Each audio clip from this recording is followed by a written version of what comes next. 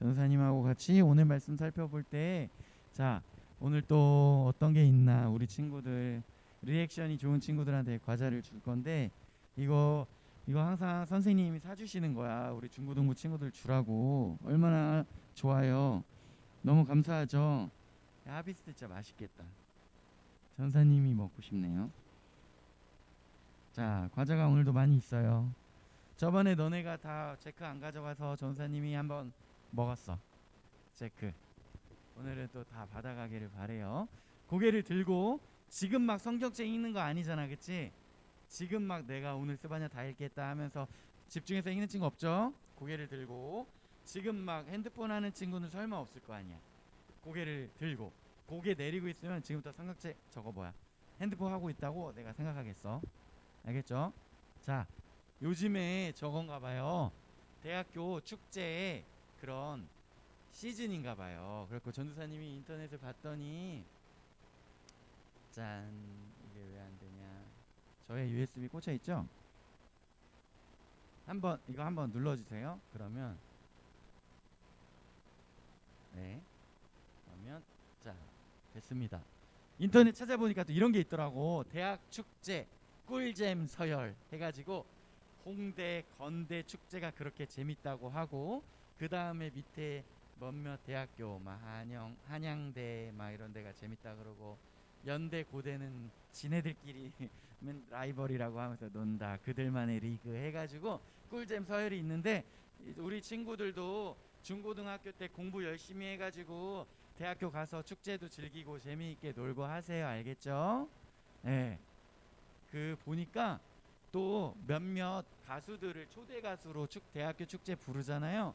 그 대학교 축제에 꼭 가수들이 서고 싶은 무대가 또 몇 개 있대요. 막 경희대 노천극장이나 뭐 연세대 무대, 또 고대 무대 이런데 연예인들도 가가지고 꼭 공연 한번 해보고 싶다 하는 그런 무대들도 있대요. 아, 이 중에 우리 친구들 중에 또 이렇게 가서 한번, 어디 가고 싶니 한영아? 어디 갈까? 연대 갈까? 고대 갈까? 어? 아, 저는 축제 관심 없습니다. 축제가 무슨 소용이에요? 전 서울대 가겠습니다. 아, 예. 자, 그러면 더 좋고. 자, 그래서 이런 축제 있잖아요. 요즘에 축제 시즌이래요. 그런데 이 누군지 알아? 한영아, 누군지 알아? 몰라? 전두사님도 몰라. 이름도 몰라. 누군지도 몰라. 에스파라는 그룹이래요. 근데 에스파라는 그룹이 요즘에 그 축제에 가가지고 5천만 원을 받았대. 돈 제일 많이 받았는데 세 곡인가 네 곡을 립싱크만 하고 막 재밌게도 안 해주고 갔대요. 그래가지고 엄청 논란이 됐다고 인터넷에 글이 올라오는 와중에, 에스파 다음에 악동 뮤지션이 왔는데, 악동 뮤지션이 라이브 세션 데려와가지고 공연을 또 라이브 공연하면서 되게 즐거운 시간을 보내게 해줘서 화제가 되었더라. 전사님이 이제 이런 걸 보면서 생각난 사람이 한 사람 있었어요. 누구였냐면 양준일이라는 아저씨야. 혹시 알아요? 이 양준일이라는 아저씨가 막 전도사님 군대 갔을 때 2000년, 2001년 이때 활동을 했었대요. 그런데 그때 큰 인기를 얻지 못해서 활동을 하다가 이분이 원래 교포였나 봐. 미국으로 다시 돌아가서 그곳에서 뭐 서빙도 하고 식당에서 그러면서 자녀 키우면서 자기의 생활을 이렇게 살고 있었어요. 그런데 우리나라에 유튜브가 몇 년 전부터 엄청 이렇게 많은 사람들이 보잖아, 그쵸? 정치, 경제, 그리고 또 우리가 찬양 이런 것도 유튜브를 통해서 보고, 많은 정보들을 유튜브에서 얻는 시대가 되었죠. 그래서 시대를 뛰어넘는 그런 뭐 문화들도 이렇게 접하게 되는 그런 계기가 되었어요. 그래서 지금 시대에 살고 있는 사람들이 유튜브를 통해서 비틀즈나 마이클 잭슨, 퀸 이런 음악을 들으면서, 와, 내가 직접 보지 못했던 그런 무대에 이런 사람도 있었구나, 이런 걸 보게 되고, 그 다음에 우리나라가 90년대에 문화의 그런 중흥기였다 그러던데 해가지고 90년도에 막 김건모, 서태지, 듀스 막 이런 사람들의 영상을 다시 유튜브를 통해서 보게 되고, 아, 이런 가수가 있었구나, 이렇게 알게 되잖아요. 그쵸? 하고 전도사님도 막 운동하면서 듀스 노래도 듣고 저 김성재 너무 멋있다 이렇게 했는데 전도사님하고 같이 이렇게 친하게 지내는 10살 어린 동생들이 누군지 모른다 그래가지고 깜짝 놀랐거든.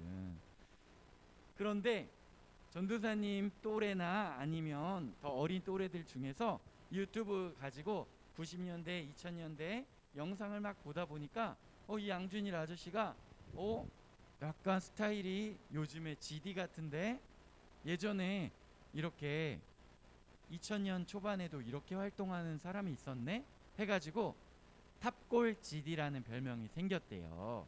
탑골 GD라는 거 무슨 뜻이냐면 저기 탑골공원에 가면 할머니 할아버지들이 많이 모여서 노시거든. 그래서 탑골이라는 게 좀 옛날 사람이라는 뜻인데 탑골 GD 하면 옛날 GD다. 옛날에도 저렇게 스타일 멋있는 사람이 있었구나 하면서 화제가 된 거예요. 그런데 그때 당시에 유재석하고 유희열이 방송하는 프로 중에 슈가맨이라는 프로가 있었어요. 그래서 예전에 인기 스타였는데 곡을 1위로 만들었는데 요즘에 갑자기 안 보이고 어디서 무얼 하는지도 모르는 사람들의 소식을 전하는 프로였어요. 그런데 그 프로에 많은 사람들이 양준일 찾아주세요. 탑골 GD 어떻게 지내는지 궁금해요. 수많은 사람들이 이렇게 연락이 왔대. 그래가지고 이 사람을 어떻게 지내는지 작가와 PD가 수소문을 하다 보니 미국에 있다는 거예요. 그래가지고 양준일 씨 우리 슈가맨에 한번 출연해 주세요. 양준일 씨 어떻게 지내는지 궁금해하는 사람이 너무 많아요. 이렇게 소식을 전하니까 양준일 아저씨가 저 미국에서 서빙하면서 지내는데 요번 달에 1에서 월급 받아서 그거 가지고 월세 내야 돼요. 제가 만약에 이 식당에서 일 안 하고 중단하고 한국 갔다 오면요 저 월세 낼 돈도 없어요. 그렇게 이야기를 한 거예요. 그런데 이 슈가맨 작가와 PD들에게 양준일에 대한 그 관심과 이 사람을 초대해 달라고 하는 그 연락이 상상 이상이었다는 거예요. 그래서 이 작가나 PD가 생각할 때는 월세 걱정할 때가 아니에요. 새로운 삶이 찾아올 수 있습니다. 당신의 삶에 지금 두 번째 기회가 온 거예요. 이 세컨 찬스를 잡으셔야 됩니다.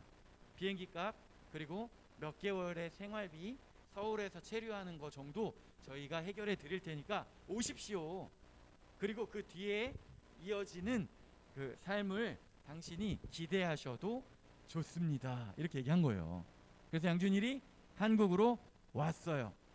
한국으로 오는 장면들, 슈가맨을 또 찍는 장면들 이런 것들이 굉장히 크게 텔레비전에 텔레비전이라니까 웃기지. TV 웃기지도 않았어?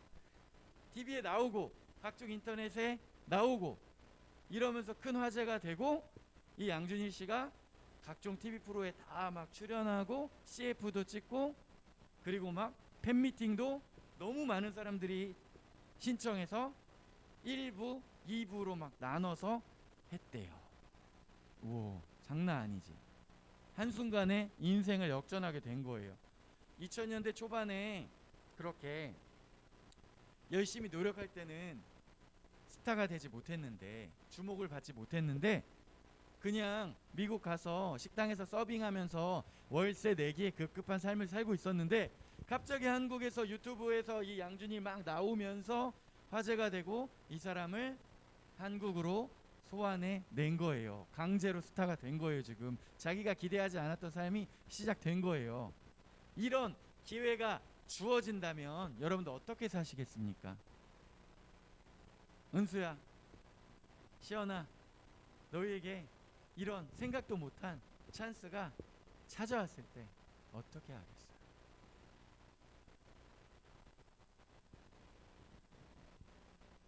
다 너네도 계획을 하고 살아야 돼. 내가 이렇게 스타가 되면 이렇게 살아야지 하고 다 생각도 하고 살아야 알았죠? 자, 지금 고개 숙이고 있는 친구들 뭐 인터넷 하는 거야? 양준일 찾고 있는 거야? 어떻게 되는 거야? 자, 고개를 들고 사람이 그런 어떤 기회가 찾아왔을 때 그 기회를 잡고 성공해서 살아가면 참 좋겠지만 어때요? 사람이라는 게 어리석어요. 지혜가 부족해요. 같은 실수를 반복해요. 이 양준일 씨가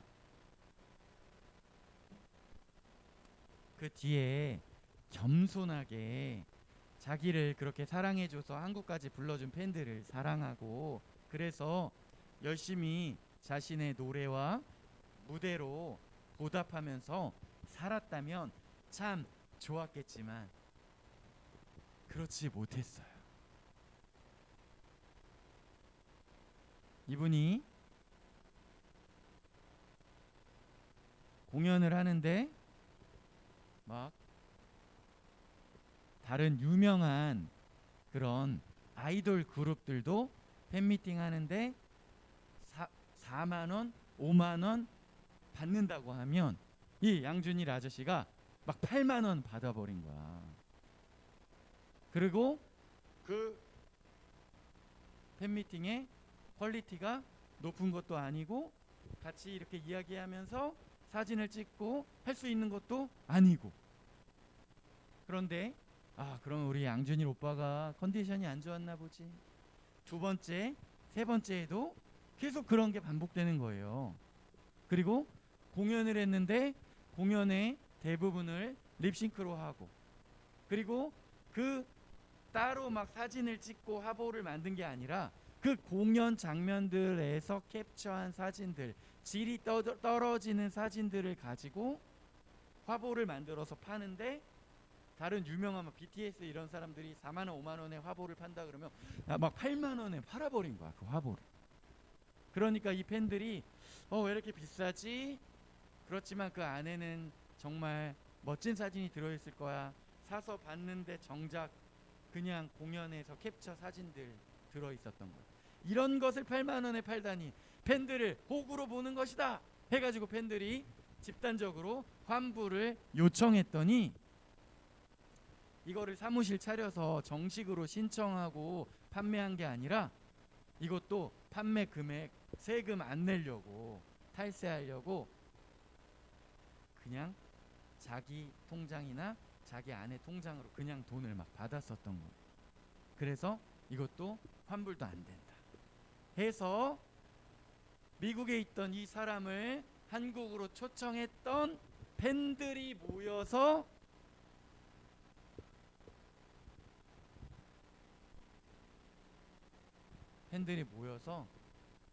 양준일을 고소를 한 거예요.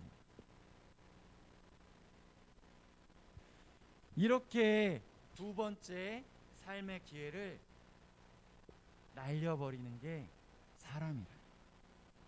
그만큼 지혜가 없다는 거예요. 우리 친구들에게 그런 찬스가 왔을 때 어떻게 살아야 할까? 세컨 찬스 영어로 쓰려다가 너네가 모를 것 같아서 내가 한글로 썼어. 자, 우리가 오늘 읽었었던 이 스바냐 선지자는 유다 왕 요시야 시대에 활동했었던 선지자예요. 자, 보통 선지자가 어떤 활동을 할까요? 선지자들 우리가 이제는 어느 정도 들었으니까 알잖아. 많은 선지자들이 하던 일이, 너 하나님의 뜻대로 살고 있지 않아. 회개해야 돼. 다시 하나님의 말씀대로 살아야 돼. 이렇게 이야기해주고 알려주는 것들을 이 선지자가 하고 있었잖아요. 이 유다에도 요시야 왕 시대에도 많은 사람들이 하나님의 뜻대로 살아가지 않고 자기 마음대로 자기 생각대로 살아가고 있었어요. 그때 스바냐 선지자가 반드시 하나님께 돌아와야 된다고 이야기를 하는 거예요. 그렇게 하지 않으면 어떻게 된다는 거예요? 심판을 받는다. 반드시 하나님의 심판이 찾아온다는 거예요. 오늘 우리가 읽었었던 스바냐 2장 2절에 보니까 여호와의 진노가 너희에게 내리기 전에, 여호와의 분노의 날이 너희에게 이르기 전에, 무슨 말이에요? 우리가 하나님의 뜻대로 살아가지 않고 하나님의 뜻을 알고 싶어 하지도 않고 내 마음대로 내 뜻대로 살아가는 모습을 보실 때 하나님께서 분노하신다는 거예요. 하나님께서 진노하신다는 거예요. 그 날이 오기 전에 회개해라. 찬스를 주는 거예요. 그때 회개를 해야 한다는 것이죠. 그런데 많은 사람들이 어떻게 생각해요? 자기 자신의 지혜를, 자기 자신의 경험을 믿어요. 그래서 꼿꼿하게 겸손하지 않게 생각해요. 에이, 그냥 하나님 심판 안 하셔. 에이, 교회 다니는 것보다 그 시간에 내가 다른 것에 에너지와 시간을 쓰는 게 더 내 인생에 유익해. 자기 생각으로. 그런데 인생이 마음대로 되던가요? 양준일도 자기가 팬들에게 그렇게 고소당할 줄 몰랐다는 거예요. 자기 마음대로 그렇게 살아갔다는 거예요.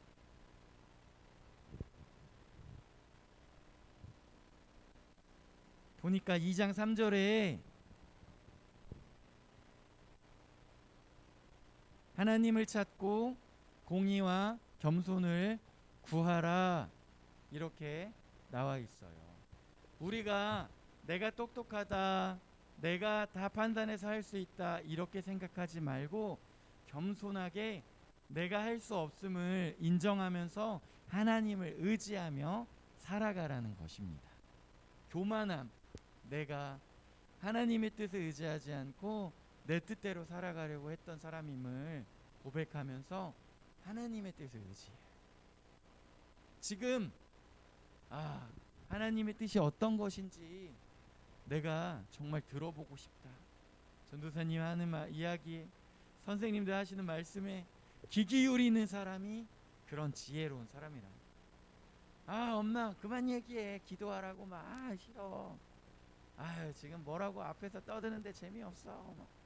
이렇게 하지 말고 하나님의 말씀을 듣고 하나님의 말씀대로 살아가는 사람이 되어야 한다는 거예요. 두 번째는 하나님을 찾고 의지하는 사람, 겸손하게 그런 사람을 하나님께서 만나 주신다는 거예요. 하나님, 이 세상 살아갈 때 저의 지혜가, 저의 지식이, 저의 능력이 부족합니다. 하나님 만나 주시고 도와주세요. 겸손하게 의지하는 사람. 내가 공부하고 그 공부를 통하여 하나님께 영광 돌리고 싶은데 하나님 이러한 것이 부족합니다. 도와주세요 하고 하나님을 의지하는 사람, 찾는 사람. 이런 사람이 그 두 번째 찬스를 잡는 사람이라고 스바냐 선지자가 우리에게 지혜를 주는 거예요. 세 번째는 이런 지금 어려움이 있어도 하나님을 신뢰하는 사람. 지금 당장 내가 힘들고 어렵고 미래가 불안하게 생각될지라도 하나님께서 함께 하실 것이라고 의지하고 하나님을 신뢰하고 지금 이 시간을 묵묵히 살아가는 사람을 하나님께서 도우신다. 그런데 이 세컨 찬스가 중요한 게 뭐냐면 우리를 겸손케 하잖아요. 우리가 이 세컨 찬스가 보통 양준일처럼 기회로 찾아오기도 하지만 때로는 징계로 찾아오기도 해요. 무슨 말이냐? 내가 잘못하고 있는 것이 들통났다. 그리고 그것이 밝혀졌다. 했을 때 하나님께서는 사랑하는 백성들에게 그런 일을 허락하신다. 그때 돌이키라. 그리고 그렇게 돌이키는 사람이 하나님께로 돌아오는 사람인데 하나님께서 사랑하지 않는 사람에게 주는 것이 또 뭐가 있냐면 유기라는 거예요. 들어봤어요? 유기견이라고 들어봤어요? 버려진 그런 강아지를 이야기하잖아요. 유기됐다는 거는요, 버려졌다는 거예요. 그런데 하나님이 관심 없는 하나님의 백성이 아닌 사람들을 유기하신대요. 무슨 말이냐? 그대로 내버려 두신다. 내가 죄짓고 살아가고 하나님의 뜻대로 살아가지 않고 내 마음대로 살아가는데 내 삶에 아무 일도 없고 평안하게 살아간다. 그게 육이 된다. 그래서 우리가 그런 것을 두려워해요. 그리고 나에게 구원과 징계가 찾아올 때 그것을 하나님께서 주시는 세컨 찬스로 삼아야 돼요.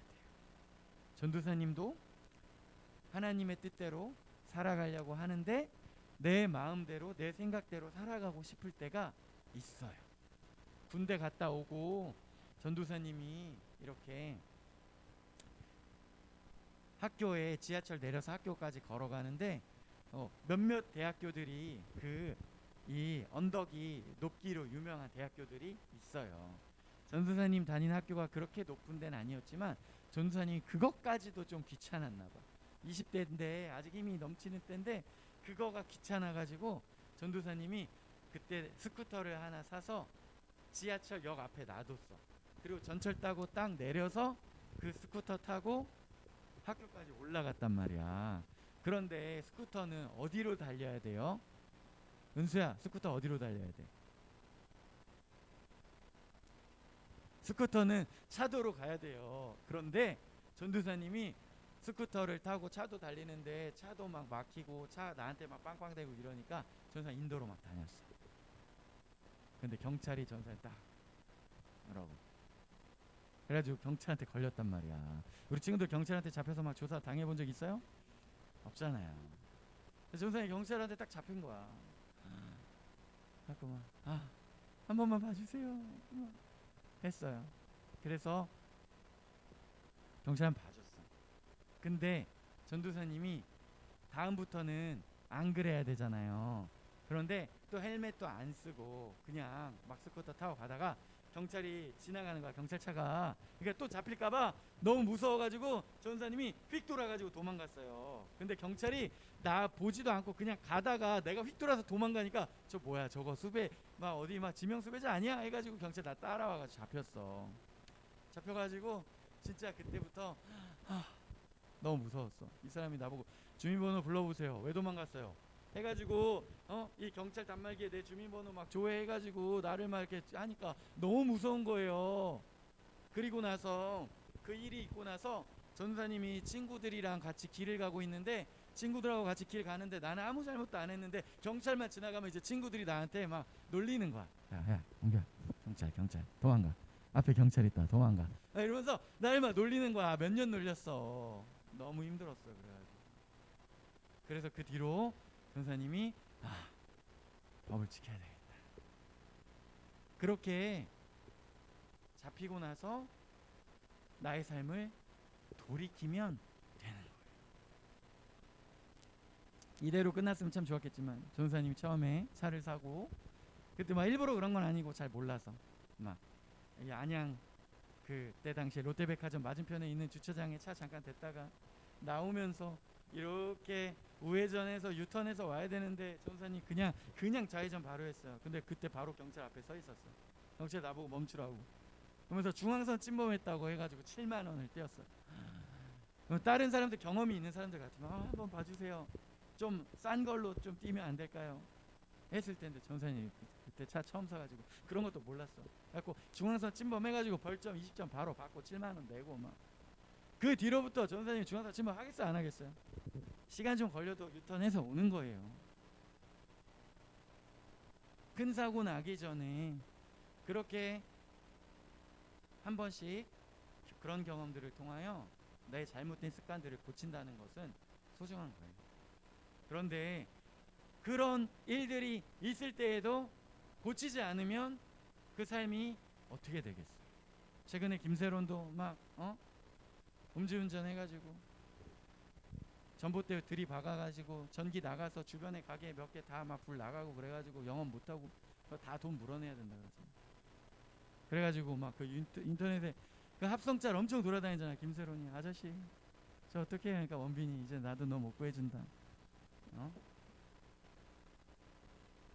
우리가 그럴 때 하나님 저 왜 걸렸어요 하는 게 아니라 나의 삶을 바꾸는 거예요. 하나님께서 기뻐하시지 않는 나의 모습들을 제거하면서 나의 삶을 바꿔나가기 시작하는 거예요. 작은 어떤 그런 잘못된 것들, 이런 것들을 고칠 수 있는 것이 하나님의 은혜라. 그대로 내버려 두면 그 사람이 자기 삶을 바꾸지 않고 범죄자 되고 그런 것들을 그대로 가는 것을 유기라는 거예요. 하나님 그냥 내버려 두셨다. 그런 악인들의 형통함을 부러워하지 말라고 시종일관 이야기하는 것이 성경에 이야기하는 것이라. 우리 중고등부 친구들이 이렇게 어릴 때부터 이 자리에 나와서 하나님의 뜻을 알 수 있다는 것은 굉장히 감사한 것이에요.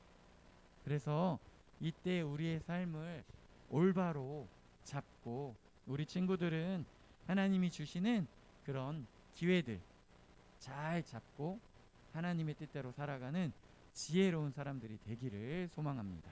기도하겠습니다. 하나님 아버지, 우리 영흥교회 중고등부 친구들 한 명 한 명을 사랑하여 주시고 인도하여 주셔서 주님의 뜻대로 살아가는 자들 될 수 있도록 인도하여 주옵소서. 삶 가운데 때로는 힘들고 어려운 일이 찾아올 때에도 그것들을 잘 이겨내게 하시고 그 가운데에서도 하나님의 뜻을 배우며 자기의 삶을 바꿔나가는 우리 친구들 될 수 있도록 인도하여 주옵소서. 감사드리며 예수님의 이름으로 기도드립니다. 아멘. 다시 찬양하며 준비한 예물 하나님께 드리겠습니다.